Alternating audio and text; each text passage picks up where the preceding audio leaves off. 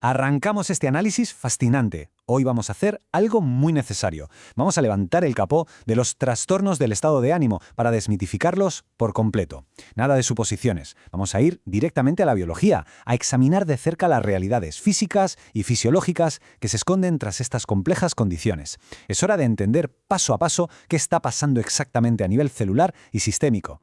Bueno, veamos cómo estructuramos este recorrido. Primero, definiremos qué son los trastornos del ánimo. Segundo, entraremos en la etiología y los factores genéticos. Tercero, iremos a la fisiopatología neuroquímica. Cuarto, el eje HPA y la inflamación. Quinto, analizaremos el espectro bipolar. Y sexto, terminaremos viendo cómo se logra restaurar ese equilibrio biológico. Vamos a sumergirnos de lleno. Sección 1. Los trastornos del ánimo. Más allá de las emociones cotidianas. Y recalco lo de más allá, porque para empezar es absolutamente fundamental separar la experiencia humana común de lo que es una patología médica.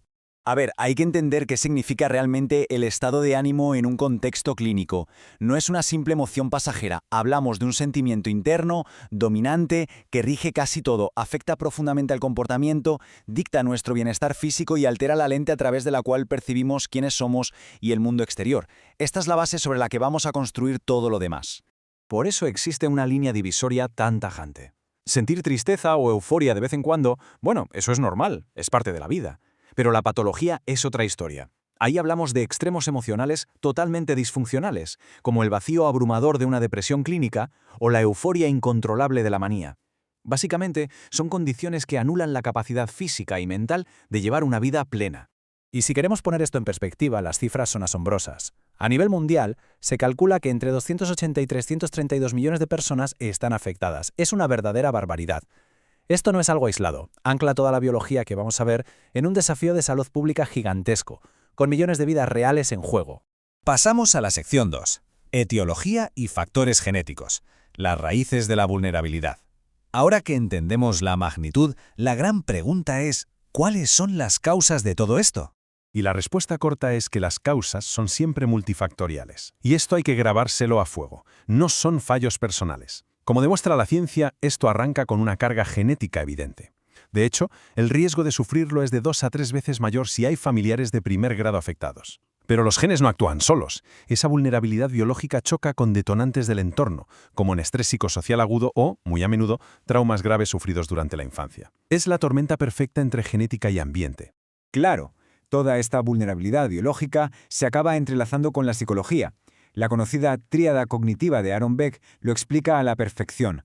Cuando la biología falla, la mente crea una visión sistemáticamente pesimista y destructiva sobre uno mismo, sobre las experiencias y sobre el futuro. Se crea un círculo vicioso mental dificilísimo de romper. Llegamos a la sección 3.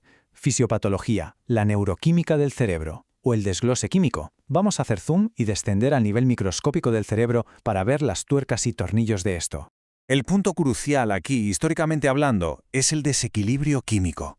La comprensión tradicional de estos trastornos se basaba en el agotamiento directo de nuestras famosas aminas biógenas, es decir, nuestros mensajeros químicos estrella. Si nos quedamos sin cantidades adecuadas de serotonina, noradrenalina y dopamina, el cerebro simplemente se queda sin las herramientas necesarias para regular el placer, la energía y la estabilidad emocional. Es un apagón químico. Pero la ciencia ha avanzado mucho. Sección 4. El eje HPAE e inflamación, un sistema bajo asedio. Porque hoy la psiquiatría sabe que esto va muchísimo más allá de que falte un químico u otro. Es un colapso sistémico general. Vamos a fijarnos bien en esta secuencia porque la dinámica es fascinante. Todo arranca con un estrés crónico o un trauma. Ese impacto provoca una disfunción brutal en el eje HPA, que funciona como el sistema de alarma principal del cuerpo. Imaginemos que esa alarma se queda atascada en la posición de encendido. Al no apagarse nunca, el cuerpo libera cortisol constantemente. Y a la larga, esa exposición se vuelve tremendamente tóxica, derivando en un proceso de neuroinflamación muy severo. Y como resultado directo de ese incendio inflamatorio, ocurre algo devastador en el cerebro. Se reduce drásticamente el BDNF. ¿Qué es el BDNF? Pues, metafóricamente, es como un fertilizante para nuestras neuronas. Cuando ese fertilizante se agota, la neuroplasticidad del cerebro se compromete. Y ojo a esto, porque no es una metáfora, causa literalmente una atrofia física y medible en áreas clave como el hipocampo. Es un daño estructural real. Cambiamos el ritmo. Sección 5. El espectro bipolar.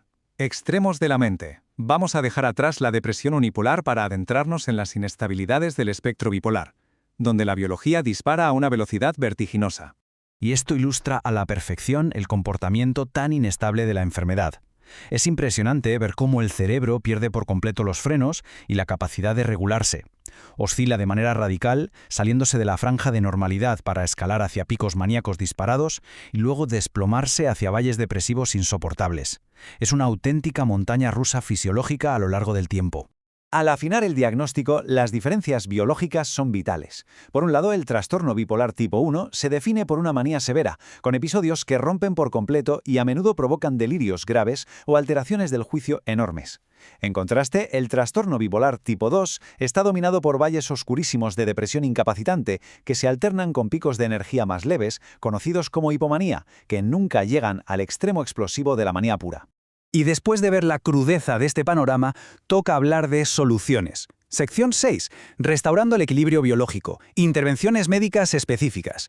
Vamos a bajar las revoluciones para entender cómo repara esto la medicina moderna. Los tratamientos médicos disponibles hoy en día no son pastillas mágicas para estar contento, son herramientas de altísima precisión. Por ejemplo, los estabilizadores del ánimo, como el litio, son absolutamente vitales para frenar la toxicidad neurológica de la manía y prevenir las recaídas. Los antidepresivos trabajan corrigiendo justo ese déficit químico de aminas del que hablábamos antes, aunque deben usarse con extrema cautela en pacientes bipolares. Y en casos resistentes o de altísimo riesgo, recurrimos a la neuromodulación, como la terapia electroconvulsiva, que hace una especie de reinicio rápido de la actividad eléctrica del cerebro. Todo está enfocado en detener la toxicidad y restaurar la función. Pero claro, la medicación es solo una de las patas de la mesa. Si queremos reconstruir la neuroplasticidad perdida y reparar ese cerebro atrofiado, necesitamos una restauración complementaria a animal de estilo de vida. La psicoterapia, como la cognitivo-conductual, ayuda a desarmar la toxicidad mental. A la vez, cosas aparentemente simples como estabilizar el ritmo circadiano cuidando las horas de sueño, hacer ejercicio y evitar radicalmente el alcohol y las drogas ilícitas son pasos 100% obligatorios para proteger el cerebro y evitar recaídas. Para concluir este recorrido, vale la pena quedarse con una reflexión profunda. Hemos repasado la vulnerabilidad genética, la neuroinflamación e incluso el daño físico y medible en el hipocampo. Los factores detrás de estas enfermedades son tangibles y eminentemente físicos. Entonces, frente a una evidencia clínica tan abrumadora, ¿por qué la sociedad sigue tratando la salud mental como una cuestión de fuerza de voluntad? Es una contradicción inmensa. Ojalá comprender de verdad esta biología tan profunda nos ayude de una vez por todas a erradicar el estigma. Gracias por acompañarnos en este análisis.